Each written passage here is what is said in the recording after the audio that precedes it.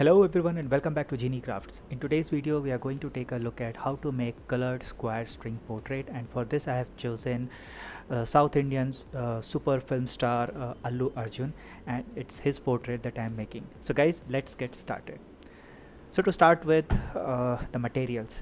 The board that you see in the screen is a MDF board. The thickness is 17 mm, so it's quite thick so that it doesn't bend when I make the portrait. And what you see me pouring on the board right now is white gesso, and with the help of a paint roller I'm trying to spread it evenly all across the board on the front of the board. On the back also you can paint it with a black gesso if you want. Now why I'm using gesso or spray paint for that matter is so that the board does not catch mold when it's too much moisture in the room where you have hosted the portrait, or you live in a region where there is too much moisture. Next is the template. Normally I take a full printout on a bigger sheet of paper, but for this one I think I was short of time, or there was some reason the shop was closed. So what I did was that I had taken 4-part printout on A3 size paper, and then I actually cut it precisely so that I can combine the 4 parts together and make a single nail layout printout. Now this layout that you see I have created in PowerPoint, and I think I have already covered it on my channel also how to do that, and with the help of that only I created this layout, and then I'm combining it together to form a single layout. It's important when you are using multi-part print is that you precisely cut it and you do not miss even by a millimeter, because otherwise the nail positions differ quite a bit.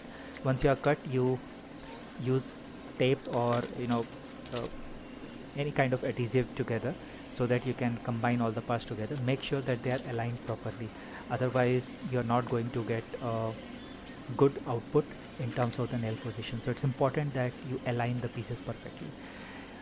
A little bit here and there is okay, but too much will definitely cause problems in terms of the nail positions.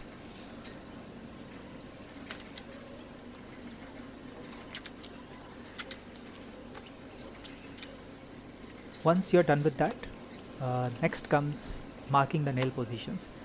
This is one of the tedious tasks and I don't like doing it, but it has to be done. Use any sharp object to mark the nail positions, and once you are done, peel off that nail layout. It's quite satisfying, the noise it makes when you peel it off, so it's really nice. Carefully peel it off so that you do not damage the layout, because you still need the outer ring where the numbers are written to put on it after you have put the nails into the board. Now as you can see, because the way I prepare the nail layout, all the nail points are evenly placed, always evenly placed. It's never like there is too much distance between two nails and too less distance between two nails. So here we are starting with the portrait. I have not shown the hammering of the nails because it's quite straightforward. The nails that I use are from the cable clip, and the thread that I use is Tex 18, which is essentially weight 80 and more. For some shopkeepers it is weight 120, for the other shopkeepers it is weight 80. So I will say the common measurement is Tex 18. Utilize Tex 18 threads to start with. Normally all my portraits start with the black thread because it is used to create an outline of the face initially, the base for the portrait, and then you mix other colored threads along with the black, layering it on top of each other to get that desired gradient and shading of the picture that was your original source for the portrait. Now you might be wondering where I've got the nail sequence. So for this I have altered my original colored string algorithm, which was originally for circle, and I altered it to work on a square also. You might say that why the alteration is needed. Alteration is needed because in case of circle there are no two nails which are in a single straight line, but in case of a square, the entire one side where the nails are placed, and this goes for all the 4 sides, the nails which are on the one side are all in a straight line. So connecting thread between those two is not going to create any changes to the portrait, because they are not really on the board, they are just on the side of the nail, so they are not going to create any kind of a portrait effect for you. So this reduces the total number of combinations, but then at the same time, when you have nails placed in a square format, you are able to utilize more nails. So this board is 20 by 20 inch, so essentially I'm able to accommodate 380 nails overall on this single board. But for the same board size, if I go for a circular portrait, I will only be able to accommodate 300 nails. So it has its own pros and cons, but over the time I have stopped working on circular boards and I have shifted to square boards. Two reasons: one is more number of nails, and the second is definitely that you can frame a square board. You cannot frame a circular board. Even if you have to frame a circular board, you first have to place it on a square board, glue it to the square board or fix it to the square board, and then frame it, which is a troublesome task. So it's important for me that framing is done. So I have slowly shifted to square boards now. So as you can see that I have started the thread work, and mostly it's time lapse from this point onward. You will see a lot of time lapse for the construction of the portrait, and I'll keep talking about some of the key points, key differences when you are making a colored portrait versus on a square board versus when you are making a colored portrait on a circular board.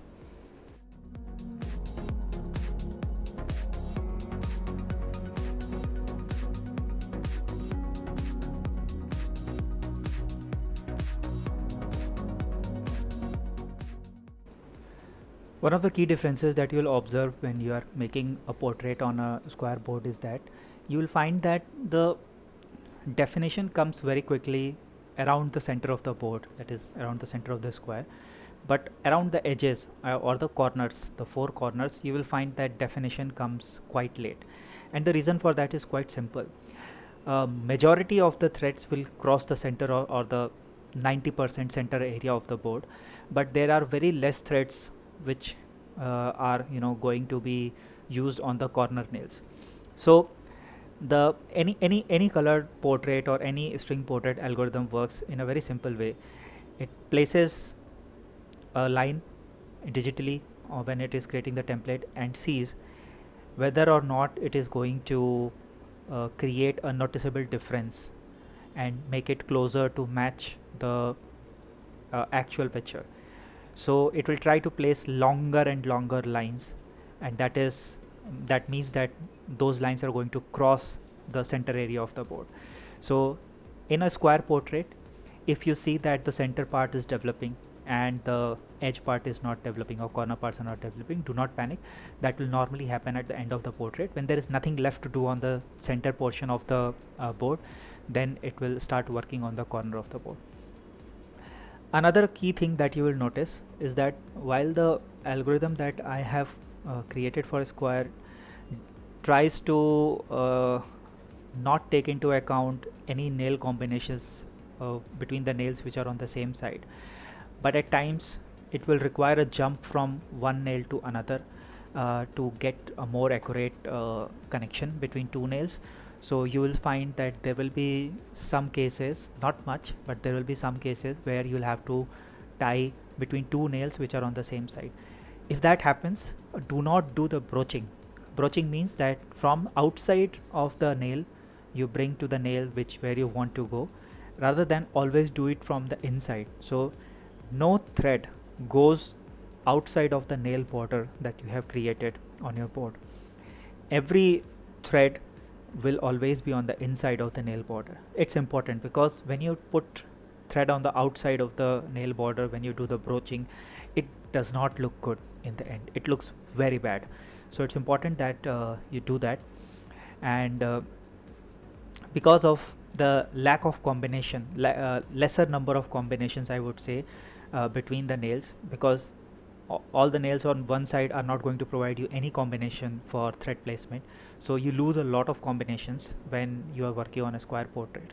So the number of lines that you have to do, the number of loops that you have to make for the same picture in a square portrait will always be more than what you do in a circular portrait. So let's say that if in a circular portrait you can achieve the same level of likeness for a given photo in 6000 lines, for a square portrait you will have to go at least 8000 lines. So what I have normally seen is that 8000 lines is the minimum number of lines that we need to complete for a square portrait, especially for colored string portraits.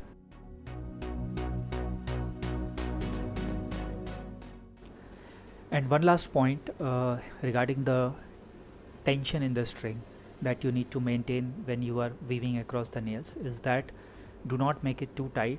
I've always said it, do not make it too tight, but even for a square it's more important because the nails are not placed in a equidistant radial fashions. Some nails are closer to the center and the other nails are farther from the center of the board. So it's important that you manage the tension properly, otherwise what will happen is that your board might get bent. So the easiest way to avoid board bending is that you just take a thicker board, so 17 mm minimum when you are working on a colored string portrait, and also keep moderate tension in the string. Do not make it too tight, otherwise your string might even break and your board also might bend.